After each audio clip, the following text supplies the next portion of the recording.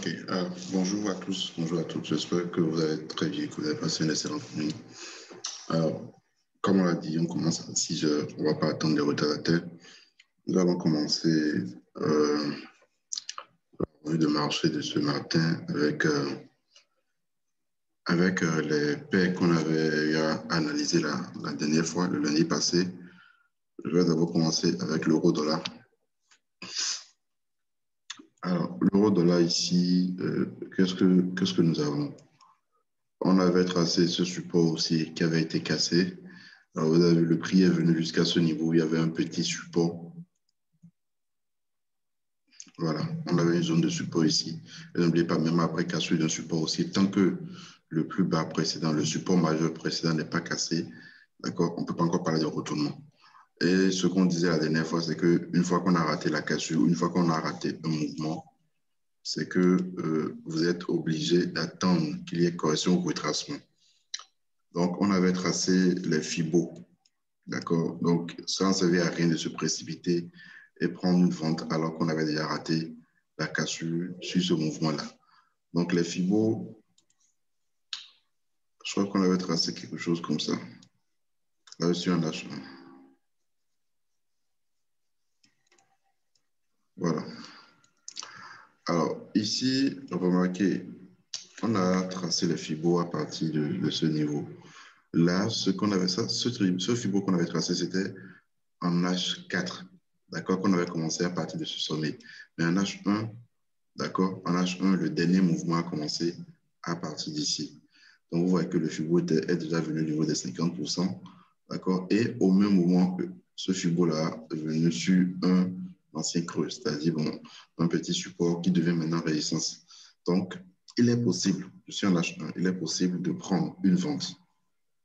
Est-ce que vous comprenez? Il est possible de prendre une vente sur ce niveau-là. Voilà. Ou, par prudence, on attend les 1,2225. Voilà. Les 68%, quoi. 1,2225. D'accord? Donc, ce niveau peut chercher à prendre une vente.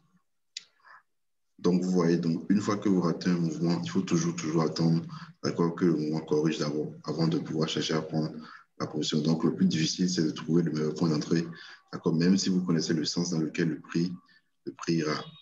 Alors ici, comme je l'ai dit, nous allons attendre les 1,2225, d'accord, pour chercher à prendre une vente à ce niveau. Voilà, donc l'objectif premier sera le plus bas que ça a formé, notamment les 1,2128, d'accord, avant d'aller chercher les prochains niveaux, notamment ce petit support que vous avez à ce niveau ici. Voilà, les 1,2059, ainsi de suite. Toujours est-il que l'euro USD a buté sur une résistance, d'accord, c'est-à-dire une droite qui passe par les sommets. Et c'est la raison pour laquelle nous sommes en train d'assister à ce mouvement. Alors, ça peut également, le prix, d'accord, peut également former une consolidation. Bon, un petit range, c'est possible.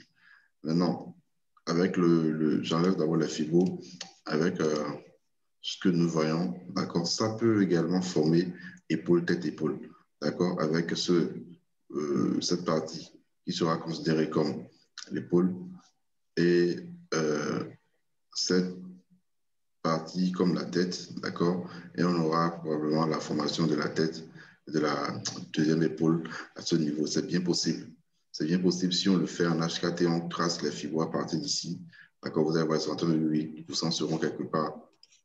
Je vais tracer.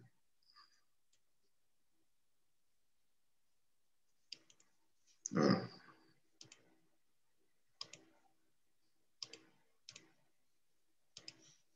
Donc, quelque part ici, ouais, qui va représenter le sommet, l'épaule, d'accord, le plus haut de l'épaule précédente. Donc, c'est bien possible. Il faut juste être vigilant. Toujours est-il que tant que le prix n'a pas encore réintégré, le support aussi cassé, on pourra toujours chercher à prendre une vente sur l'euro-dollar. D'accord, donc là, sur H4, si je vais sur H4 pour prendre le mouvement en entier, vous voyez, c'est-à-dire le mouvement depuis le début ici, les 38% sont à ce niveau-là. Donc, actuellement, le prix au niveau des 38,2. Mais n'oubliez pas que le prix ne viendra pas toujours forcément chercher les 68%. Est-ce que vous voyez? le prix ne viendra pas forcément chercher les 61,8. D'accord? Donc, même 38,2, ça peut faire repousser le prix. Et ces 38,2 représentent les 61,8% en H1 sur l'euro-dollar. Voilà.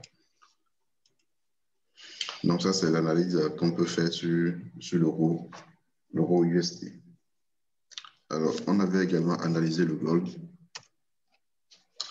Alors, le gold, ça a pris, d'accord, ça a pris près de, je pense que c'était au niveau des 1817, on avait pris le rebond. Le premier objectif, c'était ce support, c'est-à-dire ce support devenu résistance. Donc, l'objectif a déjà été atteint. Le premier objectif sur le gold a été atteint. Parce qu'on avait pris, on avait tracé ce support haussier, d'accord, et on disait que voilà, le prix n'a pas touché tout à fait le support haussier, mais cette zone-là représente un support sur lequel on pouvait prendre un rebond. Je pense même que j'avais tracé un Fibo, et les Fibo du moins. Voilà, et je disais tantôt que les 68% ont été cassés. Donc, le dernier espoir pour le prix maintenant, c'est le support haussier. Ouais, le prix n'a même pas touché le support haussier, mais c'est retourné au niveau du support, la zone du support qu'on a eu à tracer ici. Donc, j'espère que vous l'avez pris. Je pense même que j'ai envoyé dans le groupe Telegram. Donc, l'achat, c'était dans cette zone-là. L'objectif premier, c'était ici. Donc, ça a déjà été atteint. Voilà. Maintenant, est-ce qu'on peut essayer de voir, d'établir un plan pour... Bon, ça, on a eu un semblant d'épaule tête, épaule inversée, épaule tête, épaule inversée. On avait la ligne de coup ici, cassue, et puis ça a réintégré. D'accord? Donc, alors, pourquoi pas, on peut tracer une petite résistance ici. D'accord? Et surveiller la cassure pour prendre l'achat. Je pourrais également tracer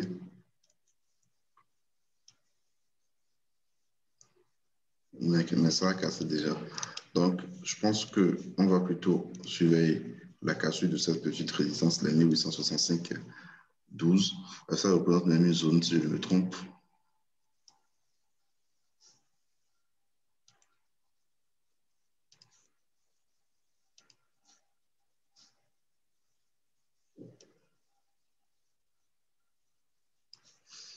Voilà. Donc, la cassure de ce niveau 1865 pourra nous permettre, d'accord, de prendre l'achat. Je peux également aller un peu plus loin en M15.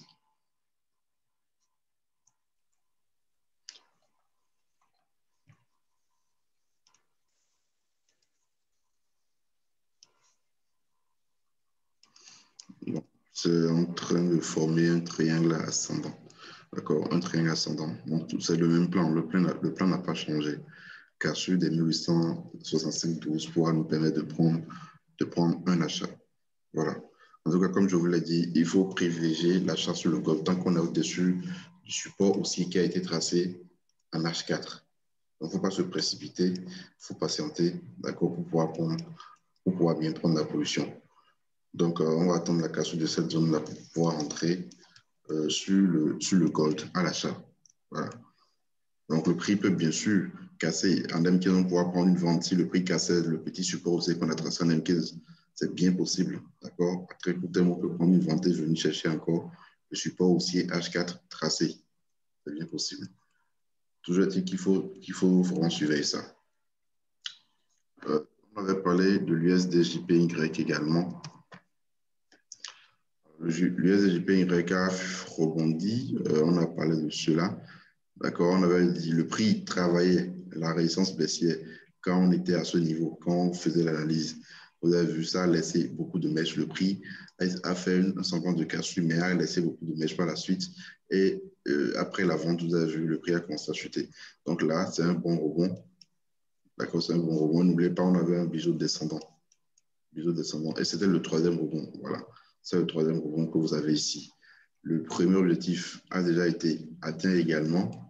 C'était ce niveau. Ouais, c'était ce niveau.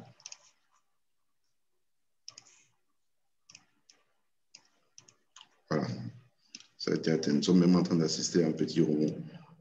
Mais toujours est-il qu'une fois le mouvement raté, il ne faut pas chercher à se rattraper. Si vous n'avez pas pris ça, alors c'est fini. D'accord, c'était quand même pas mal. Environ 104,23 à 103,59. Donc, environ 83 pips, comme ça. Et 63 pips, c'est pas mal aussi. D'accord, donc il faudrait maintenant voir dans quelle mesure trouver un point d'entrée pour la continuation du mouvement, s'il doit y avoir continuation, bien évidemment.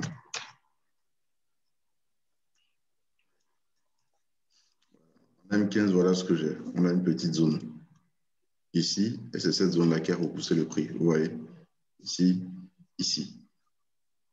D'accord, donc il n'est pas impossible de trouver de petits points d'entrée, en M15. D'accord? Bien sûr que le prix n'allait pas continuer comme si de rien n'était dans cette zone, la raison pour laquelle arrivé ici, d'accord, on assiste à ce rebond-là. Ce rebond sur lequel on pouvait bien prendre l'achat. On pouvait bien prendre l'achat. Parce que n'oubliez pas, on a une tendance baissière. La tendance, elle est baissière. Biseau descendant, mais la tendance, elle est baissière. D'accord? Donc, il est préférable de rester dans le sens de la tendance.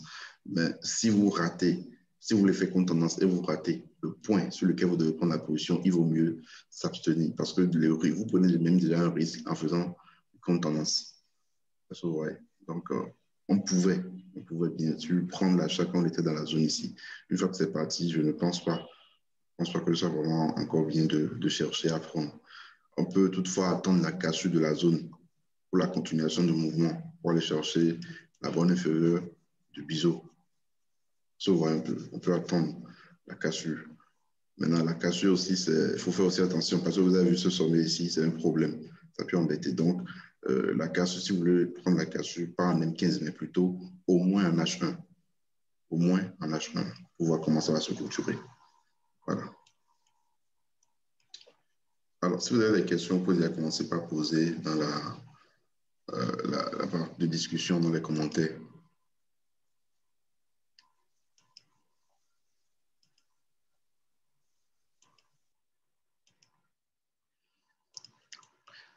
Alors, pour le BTC, le Bitcoin, alors, également, le plan a été déclenché.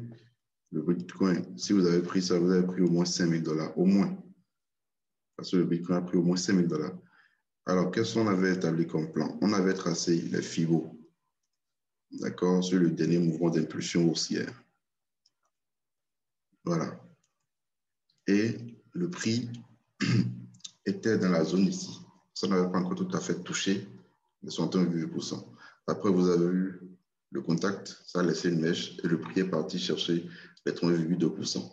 Donc, même là, déjà, d'accord, 33 000 à 36 000. Donc, déjà, c'était déjà énorme. Maintenant, je vous ai dit, même quand vous prenez position sur les 61,8%, tant que le support aussi est toujours en bas, le stop loss doit rester toujours en dessous. Parce que le support aussi est déjà ici, le support aussi n'était pas aussi loin de 61,8%. Donc, même si vous prenez un achat sur les 61,8%, n'oubliez pas, le prix peut toujours venir chercher le support aussi. On utilise les FIBO parce qu'on se dit que voilà, le prix peut ne pas venir toucher et repartir. Ça se voit un peu. Donc là, le prix est venu toucher. Donc, même si vous aviez pris la position sur le rebond, parce que supposons que je prends ici, d'accord, ça va, et puis ça revient encore, ça vient toucher. C'était encore un très bon point d'entrée sur le BTC. Donc, vous voyez quelque part ici, les 30 700.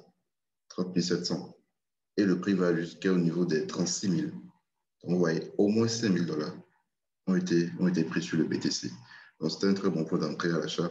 Alors là, maintenant, bon, à supposer que vous aviez pris ça, en temps normal, vous serez déjà sorti. Maintenant, là, le prix est en train de corriger encore. Donc, il est toujours possible de chercher à prendre un achat, d'accord, mais pas sur n'importe quel niveau. Là, déjà, on n'a plus besoin de FIBO. Pas sur n'importe quel niveau, on peut toujours chercher l'achat sur le rebond de la droite qui a été tracé. Voilà. Donc, l'utilité, vous voyez, c'est très important de suivre les plans qui ont été établis. Même vous-même, vos propres plans, vous devez pouvoir les suivre. Alors, je pense qu'on avait également parlé d'une autre page, je ne me rappelle plus trop. Donc, je vais quand même analyser GBP NZD. J'ai vu qu'il y avait un rebond hier, voilà. Il y avait un rebond hier sur GBP NZD. J'avais pris le rebond. c'était ici. Voilà. Là, je suis en H4. Le rebond, c'était à ce niveau. Bon, on a eu un petit mouvement. Bon, quand même pas petit, hein, parce que 1,8997 à 1,88. Donc, c'est près de 100 pips. Vous voyez, 100 pips même, 104 pips. Donc, c'est beaucoup. Alors, qu'est-ce que nous allons faire? Je vais aller en H1 pour voir. Alors là, actuellement, est-ce qu'on peut toujours prendre cette vente-là? Vous savez, avec les GBP, il faut être prudent. Il faut être prudent. Déjà, les GBP sont très volatiles.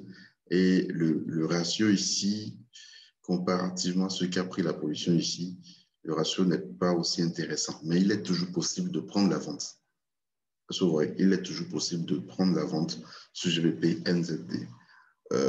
En ayant comme, comment on appelle ça? Comme droit de tendance, voilà, comme dernier espoir, je peux dire, d'accord, c'est le droit de tendance qu'on a tracé. D'accord, parce que si le prix repassait, arrivait encore à repasser au-dessus de ce niveau, alors là, on risque vraiment d'assister à une hausse. Maintenant, toujours est-il que vous pouvez toujours prendre un long terme. Et là aussi, ça dépendra de votre capital. C'est-à-dire, qu'est-ce que je veux dire par là? Vous pouvez prendre un short avec un stop loss légèrement au-dessus de ce sommet. Ça, vous voyez. Mais là, ça fait 111 pips. Ça fait 111 pips. Et là où même le TP a été placé, c'est déjà bon, 192 pips. Donc, vous avez un ratio supérieur à 1. C'est déjà bon. C'est possible aussi, vous avez un bon capital, parce que 111 pips, pour le plus petit volume, ça vous fait 10,1 $. Est-ce que vous voyez? Celui qui prend 0,01, il risque 10,1 $ en prenant 111 pips. Celui qui prend 0,1 lot, d'accord, il risque les 111 $ avec un TP potentiel de 192 $. Donc, c'est bien possible. Maintenant, après ça, savoir si vous pouvez bien sûr patienter. Et n'oubliez pas les mouvements sur le GBP, d'accord, la volatilité et tout. Donc, il faut peut-être faire attention à tout ça.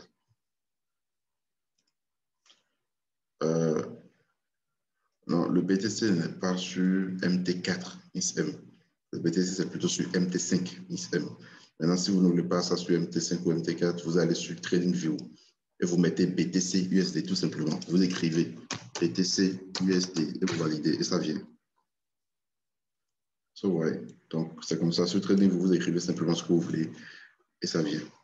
Alors, je voulais également analyser l'USD CAD.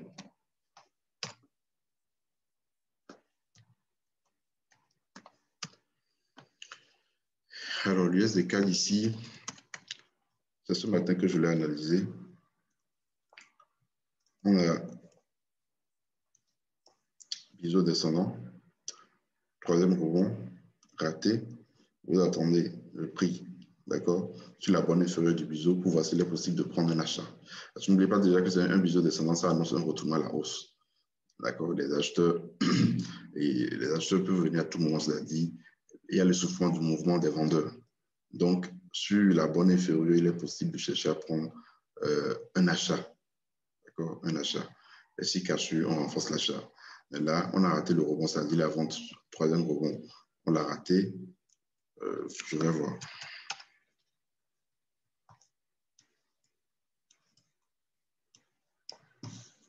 Là, je suis en M15.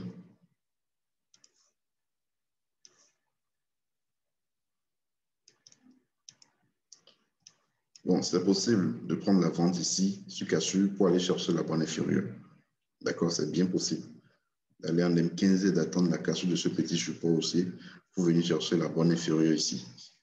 D'accord, donc là également, c'est un plan qu'on peut surveiller. Voilà, qu'on peut surveiller. Alors, je ne sais pas si j'ai fait un peu le tour. On a parlé de l'USDK, d'euro USD, USD JPY, euro, voilà, l'euro JPY également. Alors, c'était quoi le plan sur l'euro JPY? Le vendredi passé, bien c'était le jeudi, on avait pris une vente ici. D'accord? On avait pris une vente ici, sur ce rebond. Et c'est toujours en cours. Le plan qu'on avait établi le lundi passé, c'était quoi? On attend le prix ici. sur ce support haussier, d'accord? Ça peut également venir sur le support haussier majeur qu'on a tracé en bas pour qu'on puisse prendre un achat.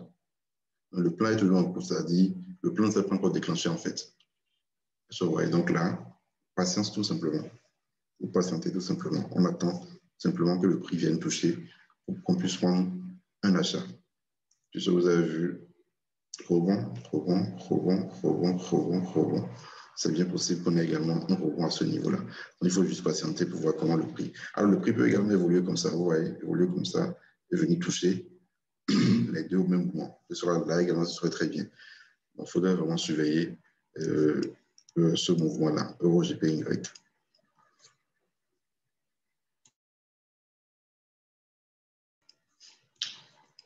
Alors, je ne sais pas si vous avez des paires dont vous aimeriez avoir des analyses.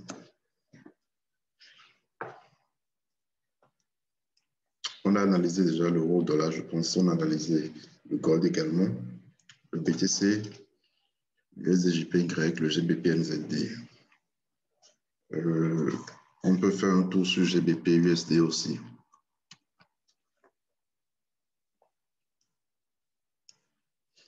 GBP-USD. Alors, cette résistance que vous avez ici, qui passe par les sommets, ce n'est pas à négliger. C'est à surveiller, vraiment à surveiller. D'accord? C'est à surveiller parce que vous voyez, le prix peut venir ici pour qu'on ait un rebond. Ça se voit un peu. Donc, c'est à surveiller rigoureusement. C'est un peu ce qu'on a eu sur l'euro-JPY. Vous voyez, le prix est parti toucher, on a eu une grosse baisse. Sur l'USD-JPY, pareil.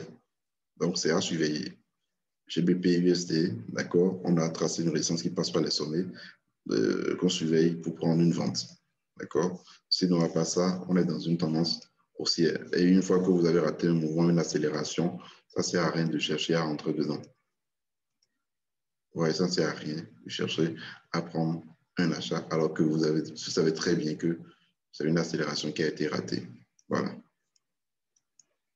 Donc, suivez GBP-USD au cours de la journée pour pouvoir prendre ce rebond-là. Donc, le plan, c'est quelque part un truc comme ça.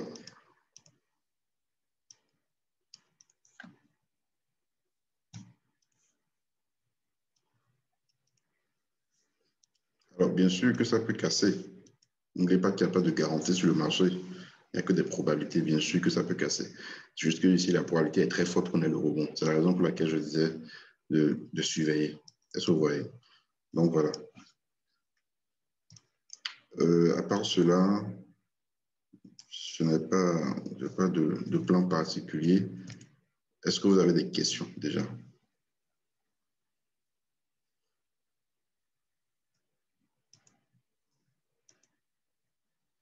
S'il y a des questions.